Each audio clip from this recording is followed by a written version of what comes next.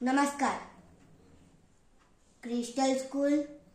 મારું નામ જય પટેલ. હું ધોરણ 7માં અભ્યાસ કરું છું અને મારી શાળા તરફથી આ સલાડ ડેકોરેશન કોમ્પિટિશન યોજાયું છે, જેમાં મેં ભાગ લીધો હતો. આ ડેકોરેશનમાં મેં કાકડી, ગાજર, મરચાં, ટામેટાં, લીલી ડુંગળી અને ધાણાનો ઉપયોગ કરી ડેકોરેશન કર્યું છે. આ બધા જ શાકભાજીઓ પૌષ્ટિક આહાર છે, જેમાંથી આપણને વિટામિન, પ્રોટીન જેવા ખાદ્ય પદાર્થો મળે છે. આ ખાવાથી આપણને રોગ પ્રતિકારક શક્તિ અને શક્તિ પ્રદાન થાય છે.